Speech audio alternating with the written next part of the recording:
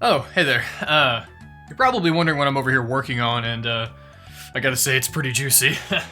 It's actually this new minimalist logo that I'm working on for FIFA for EA, and I'm pretty stoked about it. Logos are important. They establish a brand, they're one of the first things that a customer sees associated with your product, and they visually describe what you or your company do. Or in the case of video games, tell me if I want to buy your game or not.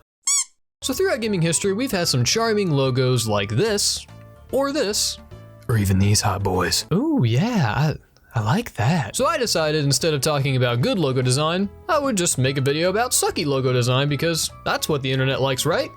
Negativity?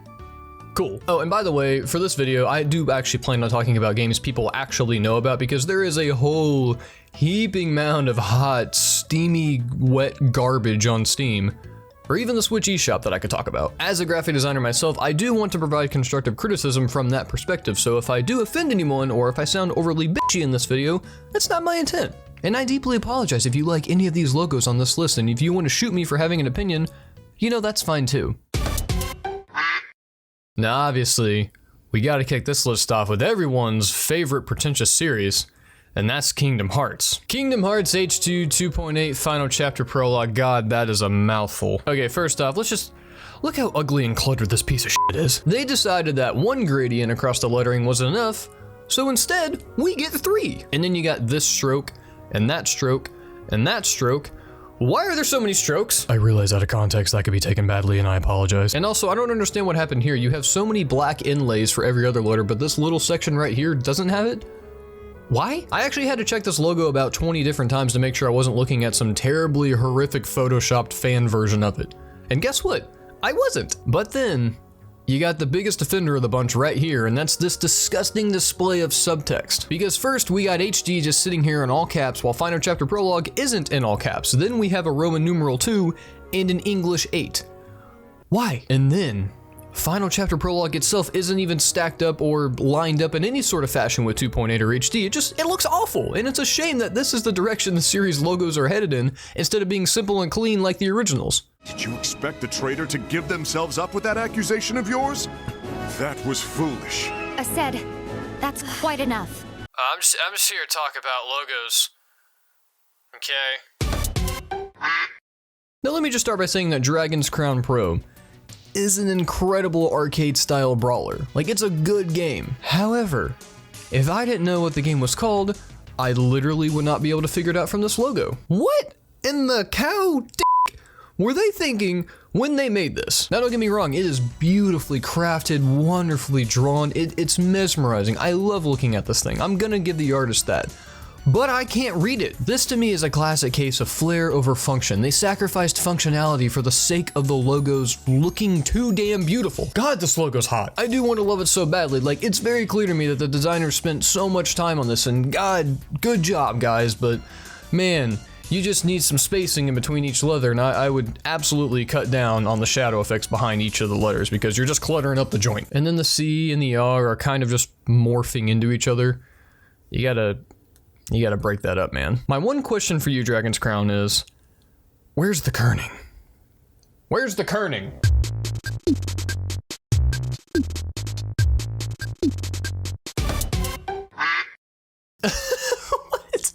What is this? You got 3 different fonts up here with all sorts of different colors, and then this garbage down here that looks like someone just threw the text into the Photoshop blender and blended the shit out of it, and then out popped this demon-infested pig vomit. I mean, clearly Europe got the message here, since this is what they got, and that's what we got. Neither of them are great, but I mean, at least that's acceptable. This right here is scarier than the whole damn game. New Super Mario Brothers. I do love this game. I treasure it a lot, and I'm gonna get some flack for it, but I'm gonna say it anyway. I don't like this logo. I've never been a fan of it. Now don't get me wrong, I wholly understand the point of it. I just don't like it. With this logo, it's very obvious that they wanted to take the original Super Mario Brothers logo and quite literally slap something new on it, because that's what they did. This part of the logo does feel inspired. It feels like there's something here. It feels like they understood what they were doing.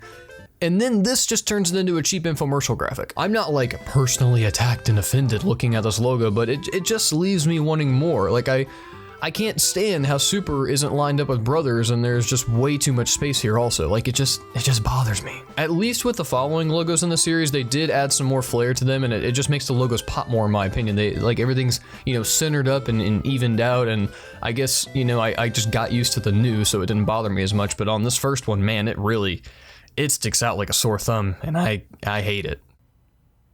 Yes, this is what I'm complaining about in my spare time. Mystical Ninja, a weird yet slightly underrated franchise that has a Nintendo 64 game with a bad logo. Look at this, flat, boring, purple, piss screen. It's got everything for the kids. Now, this logo, yeah, it's not the worst thing I've ever looked at. That award goes to my thighs on Thanksgiving. It just feels so uninspired. Like, I don't feel like this is a good representation of what the franchise is, and that's ultimately what the point of a logo is. I'm not necessarily criticizing their design ability. Actually, that's exactly what I'm doing. I just think this loony, toony, bevelly design was just wrong for their game. And apparently Europe also agrees with me here, because God, the PAL version of this logo is just so much better. Look at it, it's whimsical, it's striking, it's got sharp, confident edges to the text instead of this sad, bulbous, fat thing. I also appreciate that they actually used interesting colors that go together rather than the American design team just looking up what the complementary color of yellow was and then just slapping that on top of it. Yeah. The Sonic Adventure, it's an alright game. I brought Sonic into the third dimension and arguably has done it better than pretty much every Sonic game that's come after it, which is kinda sad. But what it didn't do though, is do a good job of bringing the Sonic logo into the third dimension. No, it did not. This thing screams to me that the design team just could not make up their minds and were just constantly arguing, so they just eventually said f it and just threw in everything that they were thinking. Cause we got drop shadows, we got too much texture in the background, we got a sky gradient blending into water, but the most offensive thing is that it has Sonic in the logo. I mean, come on, man. Like, I really don't know how and why this was carefully thought out to be a good idea. I think what bothers me is the fact that there were a bunch of people sitting around a table and debated on what they should do for this logo, and this was carefully thought out to be a good idea. This right here, it's in your face, they thought this was good enough. There is just too much crap happening with this thing, because most of the issues would be fixed if there was just a simpler background like black or navy blue or something. Or you could have like 1 to 2 colors inside the text and then just use a sky as a background for the logo. Like, that would have worked. I think that would look pretty good. That's what this gent here did for Sonic Adventure 3's concept logo, and look at that. It looks great, man. Good job.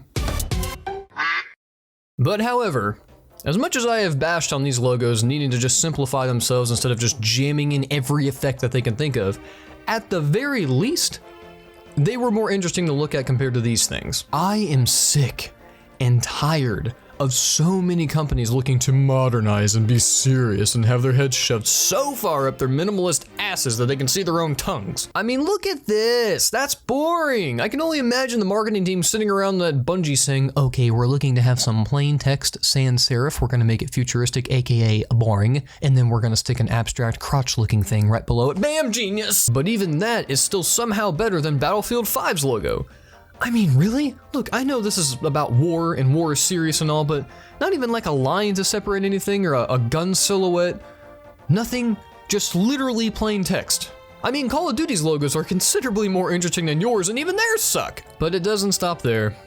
Oh no. We got this, and we got that, and lastly, this distressed garbage. I can't believe that they took my Doom, my beautiful old Doom logo, and just stripped it of all its personality and charm and left us with this hollow sack of shit.